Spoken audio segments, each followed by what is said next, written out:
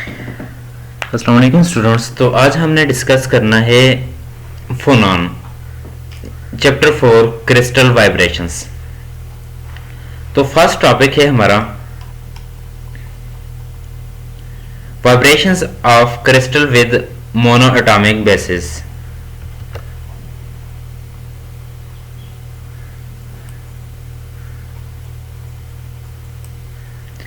तो previous lecture जो था तो उसमें हमने डिस्कस किया था कि वेव जो है तो मूव कर रही थी, इलास्टिक वेव्स या शेयर वेव्स। तो इनके लिए ये कहा था कि 100 डायरेक्शंस में 110 एंड 111 प्रोपगेशंस, तो इस डायरेक्शन में वेव जो थी तो ये प्रोपोगेट कर रही थी। तो आज हमने डिस्कस करना है कि vibrations of a crystal with mono atomic basis. तो इसी को हम मोनो एटॉमिक बेसिस को के में डिस्कस करेंगे।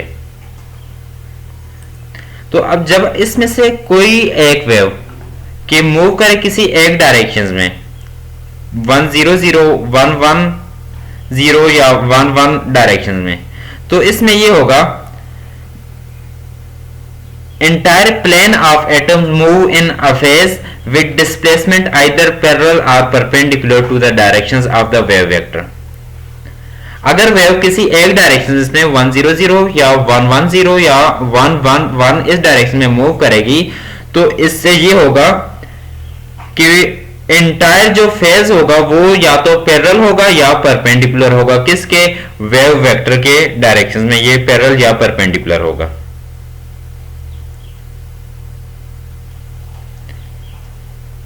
तो अब ये फर्स्ट फिगर देख लें। तो फर्स्ट फिगर में ये शो किया हुआ है यहां पर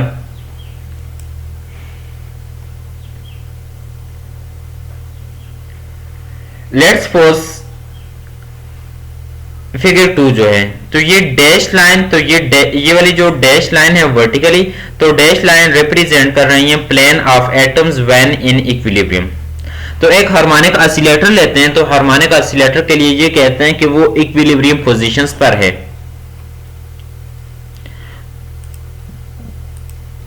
तो ये जो वर्टिकल डैश लाइन है तो ये डैश लाइन रिप्रेजेंट कर रही है यहां पर इसकी इक्विलिब्रियम पोजीशंस की। सिस्टम जो है इक्विलिब्रियम पोजीशंस पर है।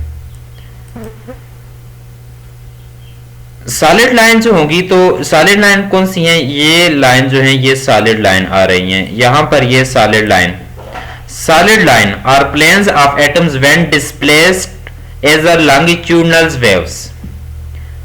The coordinate u measure the displacement of the plane. तो अब यहां पर ये देखें कि ये लेट्स सपोज यहां से लेते हैं कि ये us जो था तो यहां पर ये इक्विलिब्रियम पोजीशंस पर था। अब ये इनिशियली इसकी पोजीशंस जो है तो ये कौन सी पोजीशंस आ रही है? ये सॉलिड पोजीशंस है। अब यहां पर ये इक्विलिब्रियम पोजीशंस पर था तो इसके ऊपर फोर्स अप्लाई की तो ये डिस्टर्ब हो जाएगा। जब डिस्टर्ब होगा तो इसकी u जो होगा तो ये कोऑर्डिनेट डिस्प्लेसमेंट कोऑर्डिनेट है, तो us +1, तो +1 रिप्रेजेंट करेगा। लेट्स सपोज ये हमारे पास अगर ऑरिजिन, ये ऑरिजिन पॉइंट आ रहा है तो ऑरिजिन से इस साइड वैल्यू क्या होगी? इंक्रीज होगी टुवर्ड्स राइट, और इस साइड जो होगी तो लेफ्ट साइड वैल्यू डिक्रीज होती जाएगी। जब ये डिस्प्लेस होगा तो ये डैश लाइन जो वर्टिकल डैश लाइन है, वर्टिकल डैश लाइन से राइट साइड की डायरेक्शन में मूव कर रहा है। और ये ए जो है तो ए किसे रिप्रेजेंट कर रहा है? ए रिप्रेजेंट कर रहा है स्पेस लेटस को। नेक्स्ट एटम जो होगा तो उसकी जो डिस्प्लेसमेंट होगी us+2, नेक्स्ट की us+3, तो इस तरीके से। और ये किस डायरेक्शन में? तो यहां पर देखें तो ये k है तो k रिप्रेजेंट कर रहा है वेव वेक्टर को। इसकी डायरेक्शन जो होगी तो अलोंग वेव वेक्टर होगी।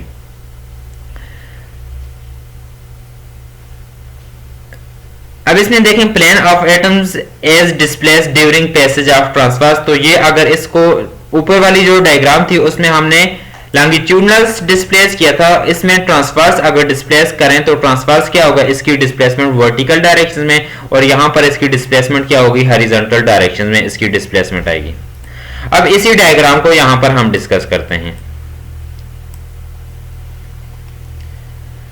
तो हम ये कहते हैं कि assume that force on the plane caused by the displacement, तो उस फोर्स की वजह से डिस्प्लेसमेंट प्रोड्यूस होगी। तो तो ये डिस्प्लेसमेंट हम s प्लस पी लिखेंगे। इस प्रोपोर्शनल टू किसके प्रोपोर्शनल होगी?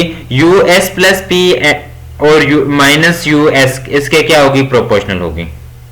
अब p क्या होगा? नियरेस्ट नेबर इंटरेक्शंस के दो एटम जो होंगे तो इनके दरमियान नियरेस्ट नेबर इंटरेक्शंस होगी, तो p रिप्रेजेंट करेगा नियरेस्ट नेबर एटम्स को।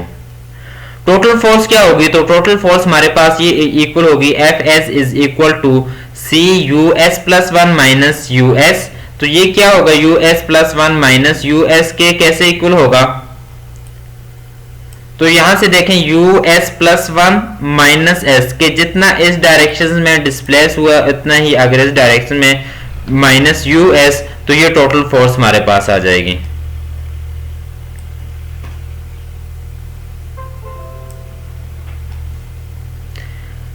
अब c क्या है? c कांस्टेंट है, तो c कांस्टेंट क्या एज ए कोएफिशिएंट भी हम कह सकते थे। fs क्या है? fs फोर्स है, इस फोर्स की वजह से ये डिस्प्लेस हुआ। जब हमने फोर्स अप्लाई की तो fs is equal to C U S plus one minus U S plus C U S minus और साथ ये माइनस यू एस आ जाएगा। ये क्या है? टोटल डिस्प्लेसमेंट को रिप्रेजेंट करेगा। c किसका कांस्टेंट है?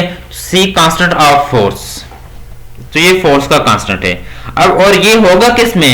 ये नियरेस्ट नेबर प्लेन के दरमियान होगा। लॉन्गिट्यूडनल्स और ट्रांसवर्स जो होंगी तो ये इन दोनों के लिए क्या होगा? डिफरेंट होगा।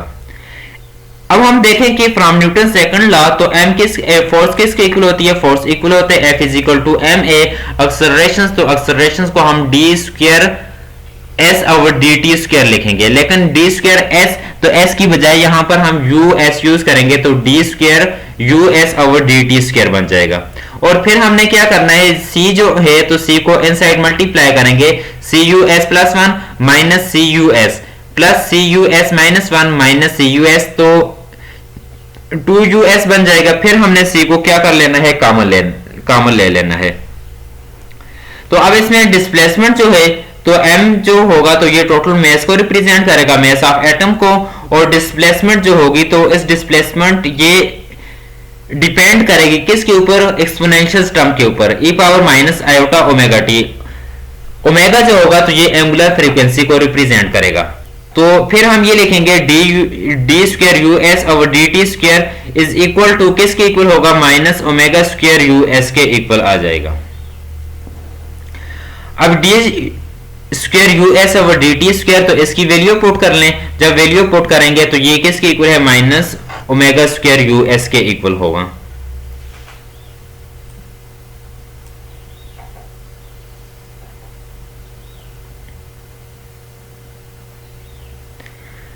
This is differ equations. Displacement क्या होगी? तो अब डिस्प्लेसमेंट ट्रेवलिंग वेव के लिए हम इसके सॉल्यूशंस इक्वेशंस जो ऊपर वाली इक्वेशंस आ रही थी तो इस इक्वेशंस का सॉल्यूशंस लिखेंगे। तो इस इक्वेशंस का सॉल्यूशंस क्या आएगा? U S plus minus one, तो for right and left side दोनों के लिए u exponentials of iota S K A plus into exponentials of plus minus iota K A जो होगा तो ये स्पेसिंग को रिप्रेजेंट कर रहा है बिटवीन प्लेन एंड के इज द वेव वेक्टर। तो ये ए जो होगा तो ये स्पेसिंग को रिप्रेजेंट करेगा, के और के मींस वेव वेक्टर और प्लेन के दरमियान।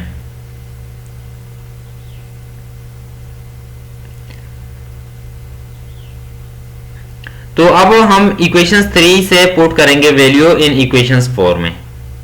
तो इक्वेशंस 4 में जब वैल्यू पुट करेंगे तो ये U S plus minus one तो ये किसके इक्वल होगा? ये इक्वल था minus omega square M U exponentials iota S K A के, ये सोल्यूशन इसका ये आ रहा था।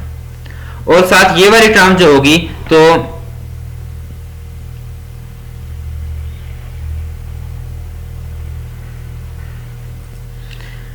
हमने यहां पर ये करना है यू एस की वैल्यू पुट की, यू एस प्लस वन की, यू एस माइनस वन की एंड यू एस की वैल्यू पुट करनी है। तो ये वैल्यू हमने पुट की है। पहले यहां पर क्या है? यू एस स्क्वायर, इसकी वैल्यू पुट कर लें।